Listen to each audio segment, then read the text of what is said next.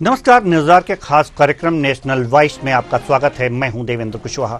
National voice में हम बात करते हैं ऐसे राष्ट्रीय मुद्दों की जो होते हैं इस समय के ज्वलंत मुद्दे। ऐसा ही एक मुद्दा हाथरस का है जो एक बाबा के सत्संग से शुरू हुआ और 121 लोगों के जान ले गया। साथ ही साथ बहुत सारे सवाल भी छोड़ गया।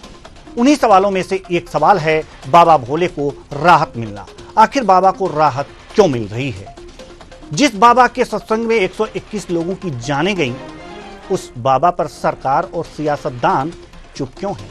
आज इसी मुद्दे पर करेंगे चर्चा। तो आइए शुरू करते हैं, बाबा को राहत क्यों?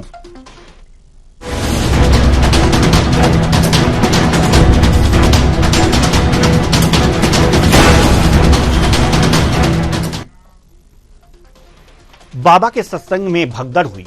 भगदड़ में 121 भक्तों की जान गई। कई सेवादार और आयोजक गिरफ्तार किए गए, लेकिन बाबा अंतर्ध्यान हैं।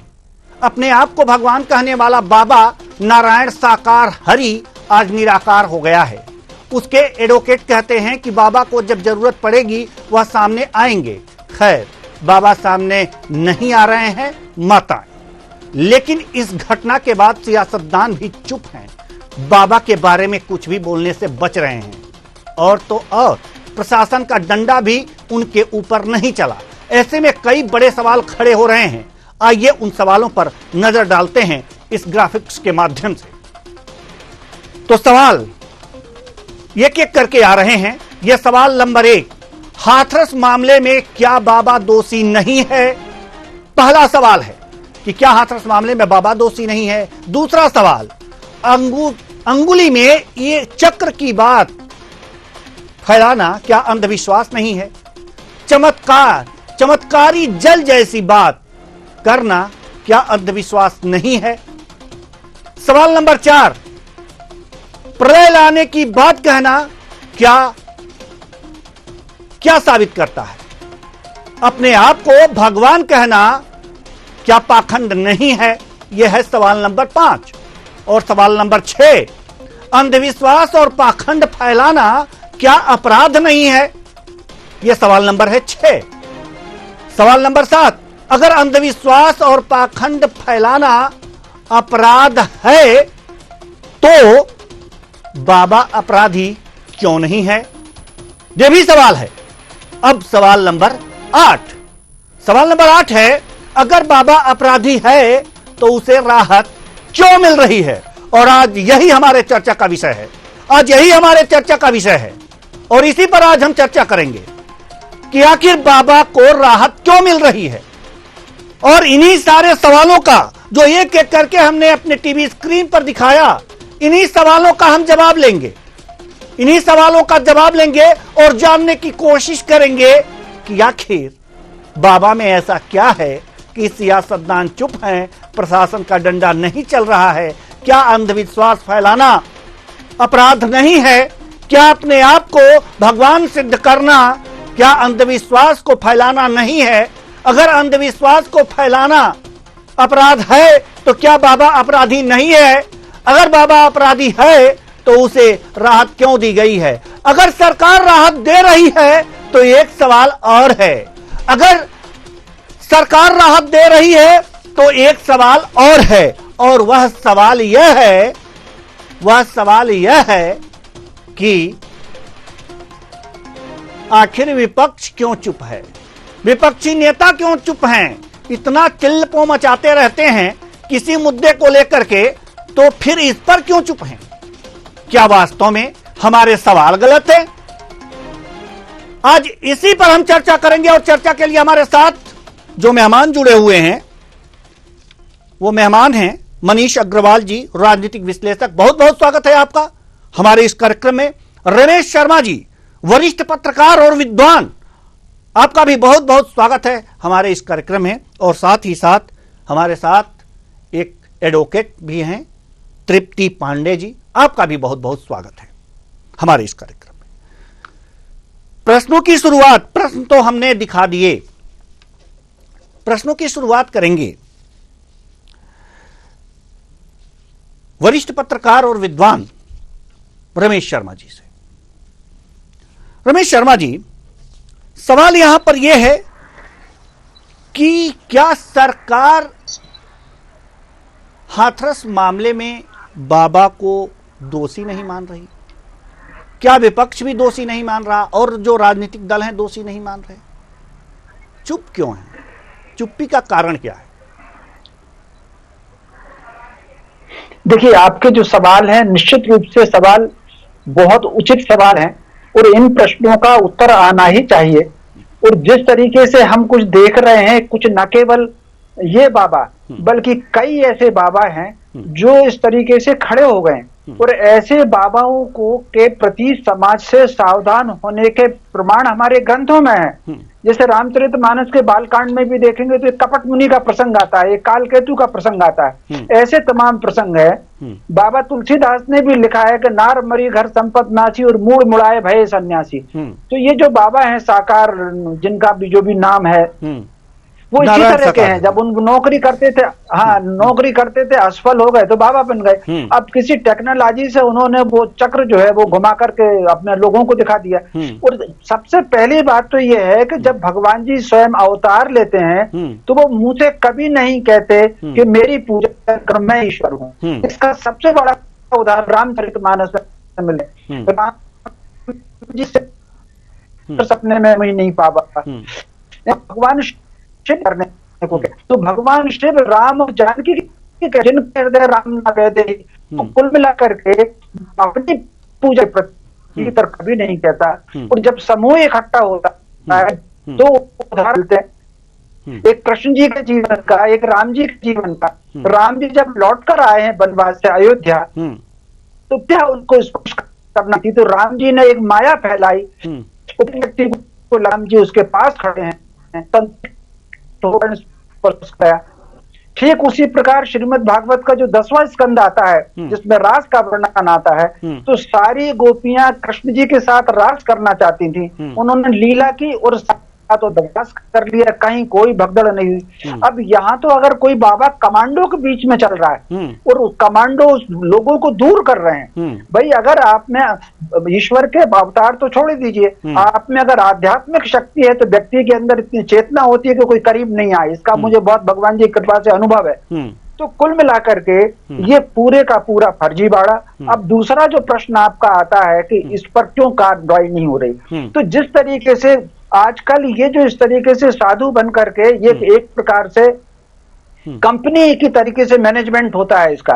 हर राजनीतिक दल में अपने कनेक्शन तैयार किए जाते हैं। भाजपा के विधायक को भी, सांसद को भी, मंत्री को भी सदस्य बनाया, सपा को भी बनाया, कांग्रेस को भी बनाया।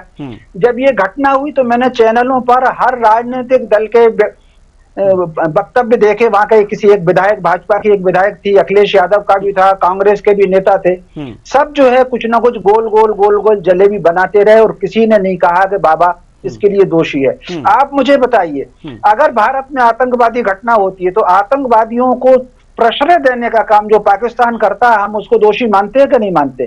ठीक उसी प्रकार अगर वहां पर 121 लोगों के, निरपराध लोगों के, भोले लोगों के प्राण चले गए तो निश्चित रूप से वो किसके लिए एकत्रित हुए थे? वो उस बाबा के लिए एकत्रित हुए थे। तो स्वाभाविक रूप से उस बाबा पर तो कार्रवाई होनी चाहिए और राजनीतिक दलों जो कि कहीं ना कहीं उनको अपनी आत्मशक्ति का उपयोग करना चाहिए। क्या दो चार उनको सबको लगता है कि क्योंकि उस बाबा ने दूसरा काम किया, एक और तो सारे राजनीतिक दलों के प्रतिनिधियों ने बाइट दी, दूसरा वहां के कुछ लोगों को खड़ा कर दिया कि साहब हमारे बाबा हैं और हम उनके भक्त हैं और उनकी सुरक्षा करने के लिए खड़े हो गए। तो मैं समझता हूं इस सारे तंत्र को तोड़ करके शक्ति के साथ कहीं ना कहीं जो सत्य है, धर्म का सत्य है, ईश्वर का सत्य है, बाबा का सत्य है, वो सरकार को खुद पहल लेकर के इसमें काम करना चाहिए। जी बिल्कुल बिल्कुल। अब हम रुख करेंगे मनीष अग्रवाल जी की तरफ, और जो राजनीतिक विश्लेषक हैं। मनीष अग्रवाल जी, सवाल आपसे भी वही है, हाथरस मामले में क्या बाबा को आप दोषी मानते हैं?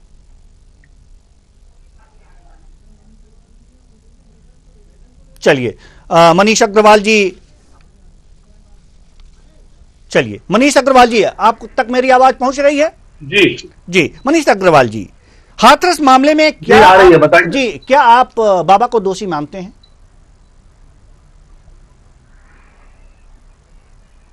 जी मनीष जी।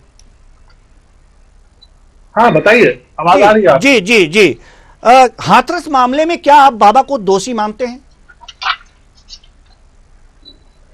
देखिए देवेंद्र जी, इसमें मेरा एक अलग परिपेक्ष है कि हम लोग दोषी को डिसाइड अथॉरिटी नहीं है।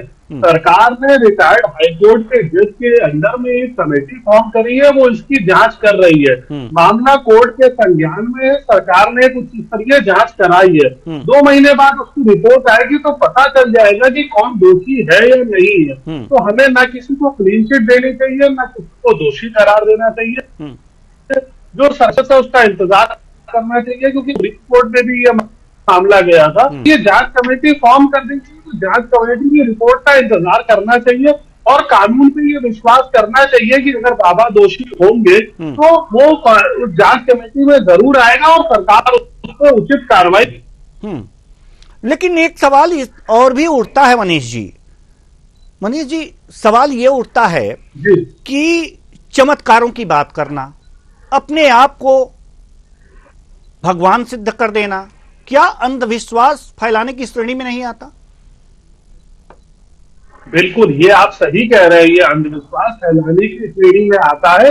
इसके लिए देश में एक कानून बनना चाहिए, क्योंकि ये एक यूपी की समस्या नहीं है, और भी राज्यों में ऐसी समस्याएं होती हैं, बाबाओं का प्रचलन है। लेकिन जैसे कि आप अपनी शुरू की डिबेट में बता रहे थे, पक्ष और विपक्ष दोनों इसमें कुछ नहीं बोलना चाहता, बोलने से डरता है, क्योंकि बाबा जी के वहां जो 2-2.5 लाख लोगों की भीड़ थी ना, अभी लोकसभा का चुनाव हुआ तो कोई राजनीतिक पार्टी भी जल्दी इतनी बड़ी भीड़ इकट्ठी नहीं कर पाती। तो जनता की उस भीड़ से पक्ष और विपक्ष दोनों डरता है। और अगर मुझे लगता है कि अगर लोगों को ऐसा लग रहा है कि सरकार उसमें कुछ कमजोरी कर रही है, तो अभी यूपी में यूपी में विधानसभा का सेशन होने वाला है। यह 22 तारीख से देश के पार्लियामेंट का सेशन है। आप देखिए, कोई इस मुद्दे को नहीं उठाएगा। जब देश का पार्लियामेंट आता है तो मुद्दे बदल जाते हैं, तब वहां पे मणिपुर डिस्कस होता है। अगर कोई भी विपक्ष हाथरस का मुद्दा उठाएगा तो सरकार उस पर जवाब देगी, तो बताएगी ना कि वो जांच है, क्या उन जांचों में पाया गया है। लेकिन कोई भी विपक्ष भी इस मुद्दे को नहीं हटाना चाहता, क्योंकि एक पर्टिकुलर वोट बैंक के टारगेट में ना सब लोग इसमें चुप रहना पसंद कर रहे हैं। जी, बिल्कुल सही आपने बात कही। अब मैं चलूंगा एडवोकेट तृप्ति पांडे जी के पास। तृप्ति पांडे जी, कानून की नजर में क्या 121 लोगों की जान जो गई है, उनमें बाबा कहीं गिरफ्त में आ रहे हैं कि नहीं, कानून के गिरफ्त में?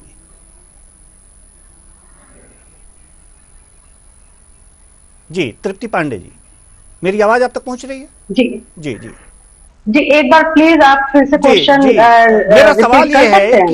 मेरा सवाल ये है जी जी कि जो हाथरस में 121 लोगों की जान गई है, कानून की नजर में, कानून की गिरफ्त में बाबा आ रहे हैं कि नहीं आ रहे हैं?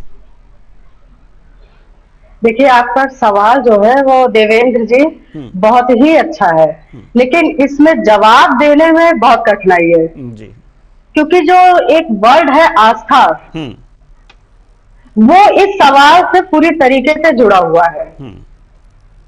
आप समझ रहे हैं ना, एक नॉर्मल आदमी, एक कॉमन पर्सन, एक कॉमन मैन जो होता है, आस्था जो है वो एक इतनी जो है नाजुक और डेलिकेट चीज है कि उसको लोग टच नहीं करना चाह रहे हैं जी। लेकिन कानून के आगे तो कानून तो आस्था से तो चलेगा नहीं, वो तो नियम से चलेगा ना। हाँ, वो आस्था, हाँ, वो तो नियम से चलेगा।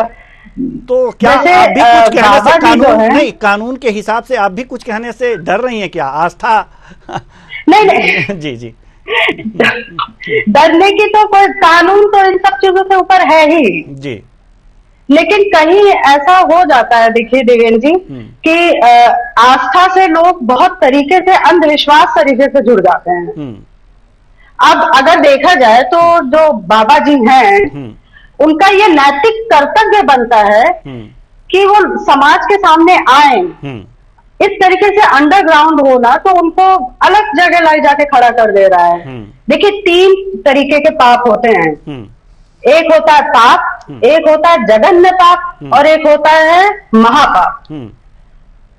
तो पाप में तो जाने अनजाने पाप हो गया, जघन्य पाप मर्डर हो गया, कई बहुत जघन्य अपराध जिसे हम लोग कहते हैं। और महापाप जो होता है देवेंद्र जी, वो पाप वो होता है जो एक सामाजिक व्यक्ति करता है, जो समाज को एक दूसरी जो है लाइन दिखा रहा है। जैसे पार्वती जी ने कहा कि रावण का तो पाप इतना बड़ा नहीं था कि आप उनको माफ नहीं कर सकते हैं शिव जी से। तो शिव जी ने कहा कि देखिए, अगर उन्होंने रावण बन के वो पाप किया होता तो कोई बात नहीं थी, लेकिन वो साधु का रूप रख के उन्होंने सीता जी को उठाया, इसलिए ये पाप महापाप होगा और इसका कोई भी माफी नहीं है जी। अगर आप पर्सनल देवेंद्र जी मुझसे पूछेंगे तो मेरे लिए तो वो है 121 लोगों का मरना ये कोई छोटी बात नहीं है, ये बहुत बड़ी बात है। जबकि उनको परमिशन 80,000 लोगों की ही थी और जबकि वहां 2.5 लाख लोग जो है पहुंचे, जमावड़े आ गए, पहुंचे थे। हाँ, वहां पे जी बिल्कुल। तो कानून की नजर में जी, कानून के नजर में भी बाबा दोषी हैं, आपके कहने का तात्पर्य अगर जो हम समझें, क्योंकि हम आपसे कानूनी राय ही ले रहे हैं, जी दोषी हैं, लेकिन FIR नहीं हुई है उनके नाम से, क्या कहेंगे इस पर? अब जी, अब मैंने आपसे कहा ना कि आस्था से लोग इतने, जो आप देखिए जितने लोगों से पूछा जा रहा है सब लोगों ने यही कहा कि ऐसा कुछ नहीं है। बाबा की गलती आपने किसी के मुंह से सुनी? यहाँ बड़े बड़े राजनीतिज्ञ, बड़े बड़े लोग उनकी गलती नहीं निकाल रहे हैं। तो अब आप बताइए कि कैसे FIR कौन लिखवाएगा? ये तो कॉमन मैन का या जिसके साथ हुई है उसका राइट है ना। जी बिल्कुल बिल्कुल बिल्कुल, ये उन्हीं का अधिकार है। देखिए, जो आपने एक बात बोली है कि जादू टोना, ऐसा बिहार जो है वो पहला राज्य था जहाँ पे जादू टोना रोकने के लिए एक कानून बनाया गया था, द प्रिवेंशन ऑफ विच, अक्टूबर 1999 में। जी, लेकिन आप बताइए ये सब चीजें कहाँ तक आप इसको लागू करा पाएंगे? आपके एक गली में नॉर्मल आदमी कहता है कि एक रुद्राक्ष पहन लीजिए तो एग्जाम में पास हो जाएंगे। तो ये आस्था बहुत बड़ी चीज है देवेंद्र जी। चलिए, और इसी आस्था का नमूना हम आपको दिखाते हैं। अपने उत्तर प्रदेश के एक बड़े राजनीतिज्ञ हैं, उनकी हम एम्बियंस सुनवाते हैं, आप उनकी बातें सुनवाते हैं कि आस्था राजनीतिज्ञों तक कितनी पहुंची है, कितनी गहराई, क्या वोट बैंक है या क्या है। पहले यह सुन लीजिए, अखिलेश यादव की कुछ बातें हम सुनवाते हैं जो बाबा के संपूर्ण ब्रह्मांड में सदा सदा के लिए जय जयकार हो। साकार मां महादेशी के संपूर्ण ब्रह्मांड में सदा सदा के लिए जय जय। तो सदा सदा के लिए जय जयकार हो। सही बात आपने कही, मनीष जी ने भी कही, रमेश शर्मा जी ने भी कही और तृप्ति पांडे जी ने भी कहा कि वास्तव में आस्था है, आस्था बस वोट के लोभ बस। मनीष जी कुछ कहना चाह रहे हैं? दिगेंद्र जी, मैं एक चीज इसमें जोड़ना, जितनी पार्टियों को तो क्वेश्चन कर रहे हैं पक्ष और विपक्ष में, लेकिन आपने देखा होगा कि जो स्वयंसेवी संस्थाएं PIL लेके सुप्रीम कोर्ट में छोटे छोटे मुद्दों पे चली जाती है, चाहे वो आतंकवादियों का ही मुद्दा क्या ना हो, वो भी बैटरी इस समय काम नहीं कर रही है। कोई भी उन लोगों के लिए कोई PIL लेके भी कोर्ट में नहीं जा रहा कि ये जो जाने देंगे किसी की तो जिम्मेदारी होगी। बिल्कुल, लेकिन वो लोग भी अभी मौन हैं, शांत हैं। ठीक है, हम आएंगे और चर्चा भी करेंगे इस पर भी। अब हम रमेश शर्मा जी के पास जा रहे हैं। रमेश शर्मा जी, जैसे कि ये बातें सामने आती हैं, अंगुली में चक्र की बात, ये अंधविश्वास है। अपने आप को प्रलय करने की बात कि हम प्रलय ला सकते हैं, ये भी वायरल हो रहा है वीडियो। अगर ये वीडियो सही है तो प्रलय कौन ला सकता है? प्रलय तो ईश्वर ही ला सकते हैं। अपने आप को ईश्वर साबित करने वाली बात अंधविश्वास फैलाना है एक तरह से। रमेश शर्मा जी देखिए, जी जी हाँ जी, स्वाभाविक रूप से ये प्रकरण को आस्था और अंधविश्वास ये दोनों से अलग है। जिस तरीके से लोग एसएमएस भेज करके कहते हैं कि ये है और इतना आप करो और आपकी लॉटरी खुल जाएगी और 1 लाख रुपया, और उससे लूट करके लेकर के चले जाते हैं, तो कुल मिलाकर के लोगों के भोलेपन का लाभ उठा करके उनको धोखा देना और चढ़ावे के नाम पर उनसे पैसा वसूल करना, ये सीधा सीधा वो धंधा है। जिस तरीके से वो जो एसएमएस भेज करके सोशल मीडिया पर 10, 20, 50 रुपए डाल करके आपको भ्रमित करके और आपसे लाखों रुपया लेते हैं, फोन लोगों के पास आते हैं कि हम दान करना चाहते हैं, कुछ संस्था बताइए, ये जो लोगों के भोलेपन का और लोगों की कामनाओं का अतिरेक, व्यक्ति हमेशा कामनाओं के अतिरेक में फंसता है और कामनाओं का अतिरेक और भोलेपन उसका ये षड्यंत्रकारी दुरुपयोग है। कुछ लोग सोशल मीडिया पर षड्यंत्र कर रहे हैं, कुछ लोग नेटवर्क पर षड्यंत्र कर रहे हैं और कुछ लोग ये धर्म के नाम पर षड्यंत्र कर रहे हैं। तो स्वाभाविक रूप से ये एक प्रकार, अगर आस्था होगी व्यक्ति में तो व्यक्ति अपने घर में भगवान को पूजन करेगा। भगवान आस्था को हमेशा प्राथमिकता देते हैं। वो सबरी के जूठे बेर खाने के लिए सबरी के यहाँ चले जाते हैं। अगर आप तप करो तो पुत्र के रूप में आपके यहाँ जन्म लेते हैं। आपका अगर आस्था है तो वो आपका रथ हाँकने आपके महाभारत के युद्ध में आ जाते हैं। अगर आपकी आस्था है तो आपको ईश्वर के लिए कहीं भटकने की आवश्यकता नहीं, आप जहाँ हैं वहीं आएंगे। वो केले का छिलका खाएंगे, केला फेंक दिया था विदुर ने, उसके घर पहुंच गए थे बिना बुलाए।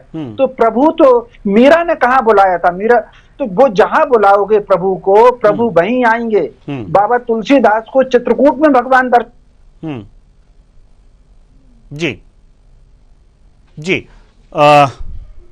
आपकी आवाज हम तक नहीं पहुंच पा रही है, कोई तकनीकी खराबी आ गई तो हम मनीष जी के पास रुख करेंगे। मनीष जी, अब तक मेरी आवाज पहुंच रही है? मनीष जी, आप सुन पा रहे हैं मुझे? चलिए, तृप्ति पांडे जी हम आपके पास आना चाहेंगे। तृप्ति पांडे जी, आप मुझे सुन पा रही हैं?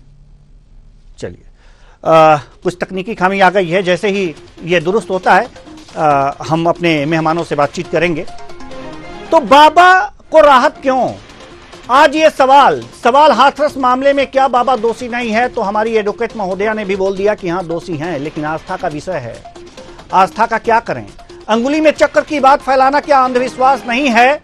वास्तव में अंधविश्वास है। रमेश शर्मा जी ने कहा, विद्वान जो हैं, पत्रकार भी हैं, है चमत्कारी जल जैसी बात करना क्या अंधविश्वास नहीं है? है, अंधविश्वास है। प्रलय लाने की बात कहना क्या साबित करता है? अपने आप को यह व्यक्ति, यह साधु या ढोंगी भगवान मानता है। अपने आप को भगवान कहना क्या पाखंड नहीं है? तो ये बाबा पाखंडी भी है। इतने सारे बात, अंधविश्वास और पाखंड फैलाना क्या अपराध नहीं है? हम एडवोकेट महोदया से जरूर पूछेंगे, जवाब लेंगे। अगर अंधविश्वास और पाखंड फैलाना अपराध है तो आगे हम आपको बताते हैं कि क्या बाबा अपराधी नहीं है, बाबा अपराधी क्यों नहीं है। ये सारी बातें हैं। अगर इन सब के लिए नियम नहीं बना है तो नियम बनाने कौन आएगा? हाथरस मामले में क्या बाबा दोषी नहीं है? अपराध, अंधविश्वास फैलाना क्या अपराध नहीं है? अगर अपराध नहीं है तो उसे अपराध की श्रेणी में क्यों नहीं लाया गया? राजनीतिज्ञ कुछ नहीं बोल रहे, शासन का डंडा नहीं चल रहा, क्यों? यह क्या बाबा का मायाजाल है? लेकिन मनीष जी ने एक बात कही, यह बात यह थी कि सियासतदानों को वोट चाहिए। 2.5 लाख की संख्या में जहां लोग पहुंच रहे हैं, 2.5 लाख की संख्या में जहां लोग पहुंच रहे हैं, वहां पर अगर जो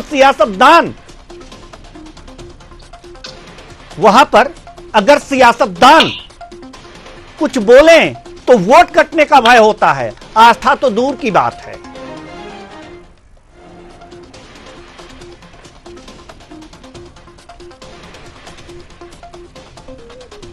तो ये सारी चीजें हैं। तो बाबा को आखिर बाबा ऐसा क्या है? बाबा का कैसा मायाजाल है? ये सारे सवाल जिसका जवाब सिर्फ बाबा दोषी है। लेकिन बात न्यायिक जांच पे आ जाती है कि न्यायिक जांच हो रही है, 121 लोगों की मौत की जांच हो रही है। बाबा का प्रवचन, बाबा का सत्संग, बाबा का पाखंड सब सामने है। क्या अंधविश्वास फैलाना अपराध नहीं है? सवाल यह है। अगर अंधविश्वास फैलाना अपराध नहीं है, अपराध की श्रेणी में नहीं है, तो क्यों नहीं है? यह भी एक सवाल है। तृप्ति पांडे जी हमारे साथ जुड़ गई हैं। तृप्ति पांडे जी, क्या कानून की किताब में अंधविश्वास फैलाना अपराध नहीं है? तृप्ति पांडे जी। हेलो जी, तृप्ति पांडे जी। हेलो जी, मेरी आवाज आप तक पहुंच रही है? आप मुझे सुन पा रही हैं? चलिए, तृप्ति पांडे जी तक हमारी आवाज नहीं पहुंच पा रही है, तो कानूनी पहलू बाद में देखेंगे। अपने विद्वान रमेश शर्मा जी के पास चलते हैं। रमेश शर्मा जी, आप मुझे सुन पा रहे हैं? मनीष अग्रवाल जी, आप मुझे सुन पा रहे हैं? तो चलिए, अभी कुछ तकनीकी खराबी आ गई। हालांकि सवाल हैं, कानूनी पहलू हम जानेंगे। एडवोकेट महोदया से कानूनी पहलू जानेंगे, जानने की कोशिश करेंगे, जानने की कोशिश करेंगे। तृप्ति पांडे जी के पास पुनः चलते हैं, हमारा संपर्क हो गया है। जी, तृप्ति पांडे जी, आप मेरी बात सुन पा रहे हैं? जी, बिल्कुल सुन रहे हैं। आप तक मेरी आवाज पहुंच रही है? हेलो, आप तक मेरी आवाज? हेलो जी, आप तक मेरी आवाज पहुंच रही है? देवेंद्र जी, चलिए, मेरी आवाज कानून।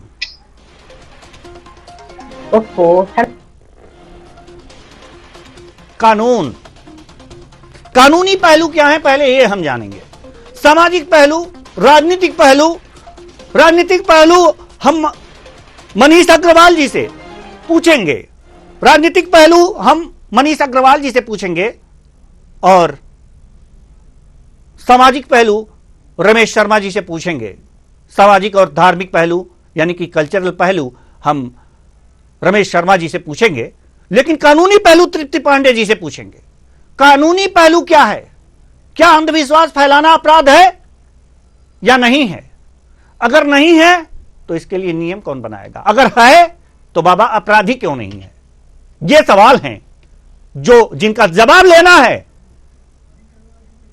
चलिए, मनीष शर्मा जी हमारे साथ जुड़ गए हैं। माफ कीजिएगा, मनीष अग्रवाल जी। तकनीकी खराबी इतनी परेशान कर रही है, माफ कीजिएगा मनीष जी, तकनीकी खराबी, मौसम भी गड़बड़ है तो जरा दिक्कतें आ रही हैं, लेकिन सवाल तो वही है। राजनीतिक पहलू हमने आपको एक दिखाया कि जो राजनेता, जो पहले किसी प्रदेश का मुख्यमंत्री है, वो बाबा का ब्रह्मांड में जय जयकार हो ये कहता है, उससे क्या उम्मीद करेंगे? विजय जी, आप बिल्कुल सही कह रहे हैं। इसका राजनीतिक पहलू यही है कि लोग अपना अपना व्यक्तिगत लाभ लेना चाहते हैं, बाबा के वोट बैंक लाभ चाहते हैं। इसमें जो भी पॉलिटिकल पार्टी बाबा के पास जाती है, वो बाबा का गुणगान करती है कि बाबा के जो समर्थक है वो बाबा के थ्रू हमें वोट करें। मैं देख रहा था कि आपके डिबेट में डिस्कस का बाबा दिखाते लोगों को देखना चाहे तो राज्य बहुत सी पॉलिटिकल पार्टियां बहुत से वादे दी हैं, और जब चुनाव खत्म हो जाते हैं तो कहती हैं अब ये वादे इस तरीके से पूरे होंगे। तो जनता के पास इस तरीके की प्रलोभन की बहुत सी योजनाएं हैं जो पहुंचती रहती है समय समय पे, और को समझ के होता है नहीं होता, क्योंकि जान जाना एक बहुत खराब चीज है। किसी की भी मृत्यु होना आपने देखा, उसमें बच्चे भी थे और तरीके की पीढ़ी के थे, बहुत से लोग बीमार भी हुए होंगे। उनके जीवन यापन का क्या होगा, आगे उनके परिवारों के बारे में कौन सोचेगा? राजनीतिक पार्टियां तो अपना इस्तेमाल करके चुप हो जाती हैं। तो हमें किसी न किसी तरीके से कुछ ऐसी कोशिशें करनी चाहिए कि देश में और प्रदेश के स्तर में कुछ कानून बने। जैसे अभी आप देखिएगा, नीट का मुद्दा जब उठाया गया तो नीट के मुद्दे के परिप्रेक्ष्य में सरकार ने भी तुरंत एक कानून बनाया, और यूपी में प्रदेश सरकार ने भी एक कानून बनाया। तरीकों से इनकी रोकथाम होना बहुत मुश्किल है। जी बिल्कुल। रमेश शर्मा जी भी स्क्रीन पर दिखाई दे रहे हैं। रमेश शर्मा जी, मेरी आवाज आप तक पहुंच रही है? हाँ, मुझे आ रही है आपकी आवाज। जी जी जी। रमेश शर्मा जी, अंधविश्वास की जहां तक बात करें तो अगर जो समाज के रूप में अगर जो देखा जाए तो अंधविश्वास वहीं ज्यादा है जहां पर अशिक्षा की स्थिति है, और यह अंधविश्वास वही दबे कुचले लोग ज्यादा उसमें विश्वास रखते हैं, अंधा विश्वास वही करते हैं लोग। ऐसे में क्या इस अंधविश्वास को मिटाने का एक सिर्फ यही जरिया है कि उनमें शिक्षा का संचार किया जाए, या कुछ और है? लेकिन बहुत पढ़े लिखे लोग भी अंधविश्वास के गिरफ्त में रहते हैं। 2.5 लाख लोग गए थे वहां, सिर्फ अशिक्षित नहीं गए थे, एजुकेटेड पीएचडी होल्डर भी वहां पहुंचे हुए थे। क्या कहेंगे आप, कैसे हटाया जाए इसे समाज से? देखिए, मोटे तौर पर एक इसको सामाजिक व्यवस्था को सशक्त करना होगा जी, और दूसरा जो संस्थाएं हैं उनको सशक्त करना होगा। एक पूरा सिस्टम बनाया था इस तरह की चीजों पर नियंत्रण करने के लिए पूज्य आदि शंकराचार्य जी ने। उन्होंने 12 अखाड़े बनाए, 10 अखाड़े बनाए थे, 4 शंकराचार्य जी की पीठ बनाई थी, और एक क्रम बनाया था कि गृहस्थ से ऊपर साधु है, साधु से ऊपर संत है, संत से ऊपर सन्यासी है, उससे दंडी स्वामी मंडलेश्वर, वो पूरा एक क्रम है। और साधु कौन सा पुरी होगा, कौन गिरी होगा, कौन सरस्वती होगा, कौन दास होगा, कौन नंद होगा, पूरा सिस्टम है उसमें। और वो सारे के सारे लोगों को, समाज को समय समय पर शिक्षा देना, ये काम पूरा एक सिस्टम था। लेकिन चूंकि समाज उससे संगठित था तो अंग्रेजों ने इस पूरे सिस्टम को समाप्त किया। अब वो जब दोबारा सिस्टम आया तो वो सिस्टम तो खड़ा नहीं हो पाया। हर गांव में, हर शहर में इस तरह के ये जो बाबा, साकार बाबा हैं, ऐसे ही बाबा आकर के खड़े हो गए। वो फिर लोगों के भीतर कर्मशीलता का अभाव है। जैसे मान लीजिए ऋग्वेद की एक ऋचा आती है कि एक हाथ में पुरुषार्थ है और दूसरे हाथ में उपलब्धियां होंगी, एक हाथ में पुरुषार्थ है और दूसरे में भाग्य होगा। तो जो पुरुषार्थ परिश्रम से हमको उपलब्धियां प्राप्त करना, उसके बजाय बिना परिश्रम के तस्तरी में, थाली में लड्डू चाहिए। और इस तरीके से भोले लोग कर्मशीलता के अभाव में, कर्मठता के अभाव में इस तरह के लोगों का, उनकी भावनाओं का ठीक उसी प्रकार शोषण करते हैं जो मैंने आपको थोड़ी देर पहले उदाहरण दिया कि जैसे एक जने का फोन हो जाएगा कि आपकी लॉटरी खुल जाएगी, आप 500 रुपए जमा कर दो, हम आपको 5000 देंगे। और कितने लोग ये ठगे जा रहे हैं, बैंकों से ठगे जा रहे हैं, फोन के ठगे जा रहे हैं। तो ये जो इस तरीके से ठग पैदा हो गए हैं, वही ठग कहीं ना कहीं कुटिल मुनि के रूप में सन्यासियों के बीच में, साधुओं के बीच में, ये जो रामायण में लीला आती है, भगवान की लीला कि रावण जो है, उदाहरण भी दिया था अभी मेरे आपके यहाँ किसी ने, तो रावण अगर गया था तो साधु के रूप में गया था। तो आखिर ये वर्णन लिखने की जरूरत क्या है? लिखने की जरूरत इसलिए, माता सीता जनक सुता जगजननी जानकी, क्या वो नहीं जानती थी कि रावण क्या है? रावण ने अपहरण करने से पहले प्रणाम किया है उनको, ये तुलसीकृत रामायण में लिखा हुआ है। तो उसके बाद भी ये लीला केवल इसलिए की कि लोग समझें कि कपट मुनि कौन होता है, मायावी ठग कौन होता है, और साधु के विषय में अंधा विश्वास ना करें। मगर लोग रामायण की आरती उतार करके रख करके और साधुओं के पीछे लग जाते हैं। तो कुल मिलाकर के लोगों में चेतना की आवश्यकता है, और ये चेतना का काम आपके चैनल ने शुरू किया है। आपके चैनल को बहुत बहुत साधुवाद। पूरी की पूरी रामचरितमानस किस प्रकार, जिस तरीके से बाबा तुलसीदास ने सबसे पहले उन सरस्वती जी की वंदना की है। अगर आप रामचरितमानस देखेंगे, गणेश जी की वंदना बाद में की है, सरस्वती जी की वंदना उन्होंने की है, जो पहला मंगलाचरण का श्लोक है, केवल इसलिए कि आप ज्ञान की धारा को प्रकट करें, बाद में विघ्नों के नाश करें। सबसे पहले आपका ज्ञान करें, फिर विघ्नों का नाश करें। फिर उन्होंने 15 चौपाइयां लिखी है दुष्ट वंदना की। उसमें दुष्टों की पहचान है कि दुष्टों की पहचान क्या है, आप उनसे किस प्रकार सावधान रह सकते हैं। तो ये जो हमारे ग्रंथ हैं, ये मानव निर्माण के, व्यक्ति निर्माण के, कर्मशील बनाने के, कर्तव्यशील बनाने के, पुरुषार्थी बनाने के, पराक्रमी बनाने के ये ग्रंथ हैं। इनकी इसी प्रकार शिक्षा होनी चाहिए। ये काम सारे लोगों का है, धर्माचार्यों का भी है, पत्रकारों का भी है, चैनलों का भी है। आपने आरंभ किया है, आपको साधुवाद। लोगों को कर्मशीलता अगर जाएगी, कामनाओं की पूर्ति, बिना परिश्रम के लिए कामनाओं की पूर्ति हो, उससे जिस दिन मुक्त हो जाएंगे, इस तरह के साधुओं का धंधा अपने आप खत्म हो जाएगा। जी, इस तरह के साधुओं का धंधा वास्तव में अगर जो चेतना जागृत हुई तो साधुओं का धंधा ऐसे ही खत्म होगा। बहुत अच्छी बात कही है आपने। अब हम तृप्ति पांडे जी के पास आना चाहेंगे। आवाज हमारी जी, जी तृप्ति पांडे जी, जी बिल्कुल बिल्कुल। तृप्ति पांडे जी, अंधविश्वास फैलाना, पाखंड फैलाना जी क्या कानूनन अपराध नहीं है? देखिए, भारत को एक अंधविश्वास विरोधी कानून की बहुत ज्यादा जरूरत है। ठीक है। महाराष्ट्र में अंधविश्वास विरोधी और काला जादू रोकथाम के लिए एक अधिनियम लागू किया गया था। ठीक है। जिसके लिए नरेंद्र दाभोलकर ने कई सालों तक जो है लड़ाई की थी। जी जी जी तृप्ति जी, तृप्ति जी,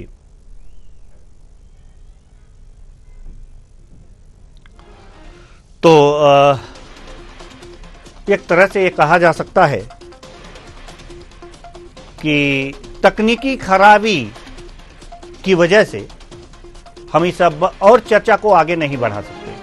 जरूरी सवाल थे जिनके जवाब लेने थे, हमारे दर्शक भी उस जवाब के इंतजार में थे, लेकिन हम अपने दर्शकों से क्षमा चाहते हैं कि हम उनको इस प्रश्नों के जवाब नहीं दे पाए।